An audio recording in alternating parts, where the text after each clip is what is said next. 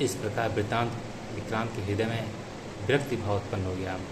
कुछ समय पश्चात मदालसा ने दूसरे पुत्र को जन्म दिया, जिनका नाम कर्ण पिता ने सुबाहु किया। मदालसा ने द्वितीय पुत्र को भी पहले पुत्र की भांति उपदेश दिया, जिस कारण सुबाहु भी बचपन से ही श्रेष्ठ ज्ञान प्राप्त करके गृहस्थ धर्म से विरक्त हो गया।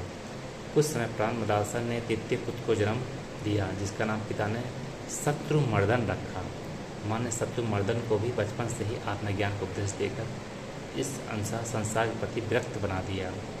फिर कुछ समय पश्चात मदालसा ने चौथे पुत्र को जन्म दिया। इसका भी जब राजा ने नामकरण करना चाहा, मदालसा हंस पड़ी। राजा बोले, जब जब मैं पुत्रों का नामकरण करता हूँ तब तब तुम हंसती हो, इसका कारण क्या है? मैंने अपने विचार से विक्रांत, सुबाहु एवं शत्रुमर्दन पुत्रों का उत्तम ही नाम रखा है। भद्रे, क्षत्रियों के नाम तो वीर सूचक ही होने चाहिए। यदि तुम्हारे विचार में ये नाम उपयुक्त नहीं है तो इस चौथे पुत्र का नाम तुम ही रखो। मदालसा बोली, हे महाराज, मैं आपकी आज्ञा अनुसार इस चौथे पुत्र का नाम अलर्क रखती हूँ। इसी नाम से यह पुत्र विश्व में ख्याति प्राप्त करेगा, वह सबसे अधिक बुद्धिमान भी होगा।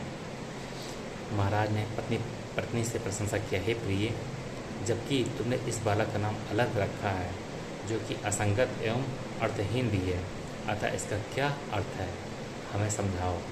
मदालसा बोली, हे प्रियतम, नामों का प्रयोग तो मात्र व्यवहार के लिए उपयोगी मात्र कल्पना मात्र है। पुकारने के लिए कोई सा भी एक नाम रखना है, जो रख लिया।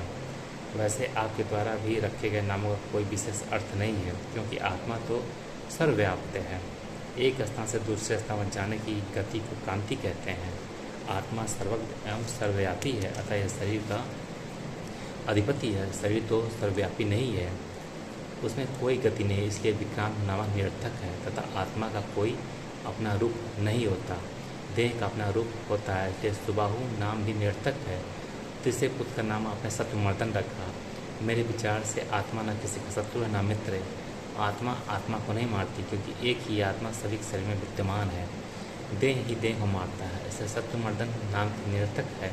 यदि मात्र व्यवहार के लिए नामों की कल्पना की जाती है तो अलग नाम कैसे निरर्थक है। पुकारने के लिए कुछ भी नाम रखना था सो रख लिया। और सदा और मदालसा इस पुत्र को भी आत्मज्ञान को उपदेश देने लगी। राजा मदालसा से बोले, हे मधुर सत्यभाषिणी, सुनो, यदि तुम इस पुत्र को भी आत्मज्ञान उपदेश देकर गृहस्थ धर्म से विरक्त कर दोगी, जैसे कि पहले 3 पुत्रों को कर चुकी हो, तो इन तत्वज्ञानी पुत्रों से मेरी वंश परंपरा ही नष्ट हो जाएगी।